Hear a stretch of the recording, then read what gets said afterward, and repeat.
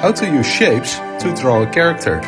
So sometimes I use shapes like this to design a character, a square, a triangle, another square. Once I've drawn those big shapes, I start adding smaller shapes. For the glasses, another 2 squares, another square for the hair. And you can use those shapes to draw the character you want to draw, as I did with all these characters here. Try to see what kind of shapes I used.